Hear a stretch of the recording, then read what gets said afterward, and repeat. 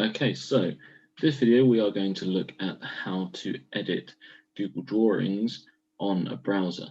I'm going to add a separate video for iPads just because it is slightly different.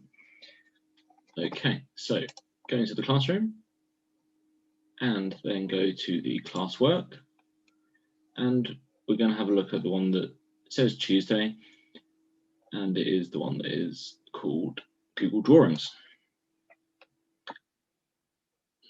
So if we view the assignment, we can have a look. And there is the work there. So if we click on the work, it will open.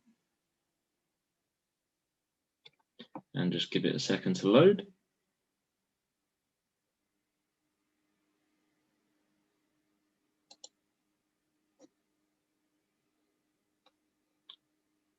Okay.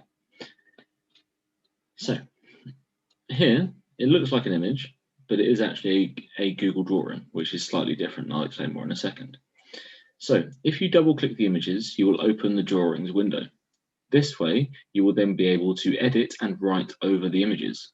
This is also a way that you can use manipulatives if they have been used for a piece of work.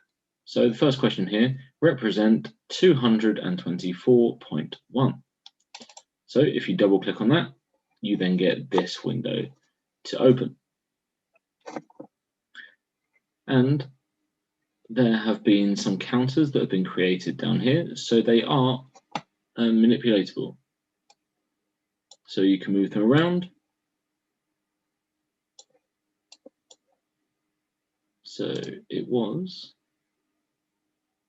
224.1. So you need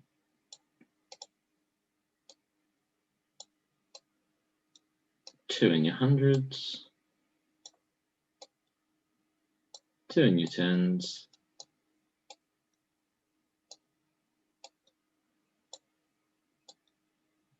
four in your ones, and one in your tenths. That is that number represented. So that is just an example of how this can be used for manipulatives if it has been uploaded by a teacher. And when you save it, it is then visible from the change picture. So this is what everyone will see when they look at the work. Okay.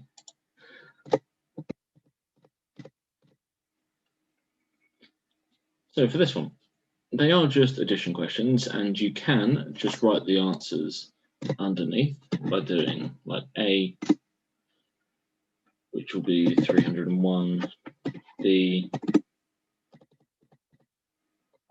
and just writing out your answers like that. However, you can also put them into the drawing. So this is just a basic example of how to use this kind of thing.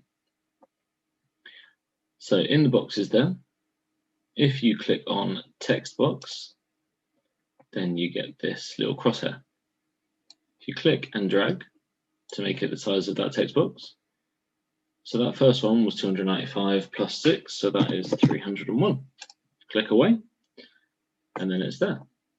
Then you can do the same for the next one. So 8 plus 424.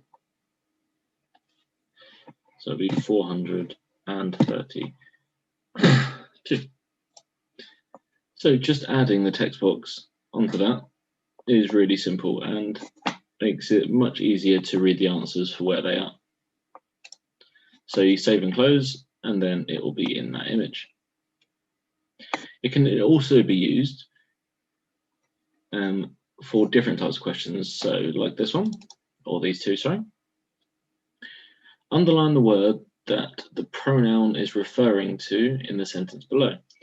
So Jack plays basketball with his friends during the summer holidays. So if you get the line tool up here, and it would be Jack.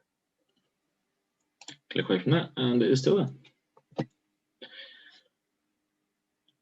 And the next one, circle the noun and the pronoun which are linked to one another in the sentence below. So the dog ran over to the shed and it began to bark. So you would have 1, for dog and one for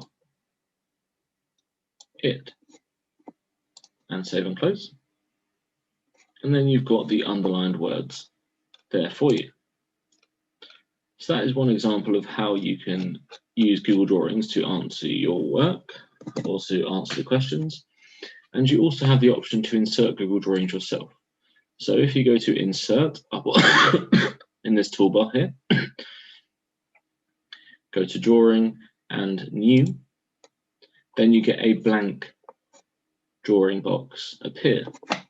So you can use shapes, depending on what you've been asked to create.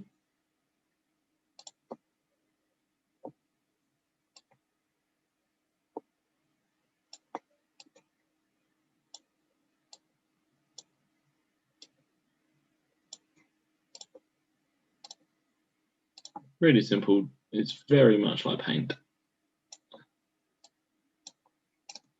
So depending on what you've been asked to create, you can use all of the shapes of that. You can add text. You can also add images. You can upload images. You can search for them on Google, depending on what you want to add to it. So it's a really nice piece of software that is right there in Google for you. And the same with these. Once you have completed everything, make sure you turn your work in or hand it in the ways we have shown before. So that's Google Drawings on a browser.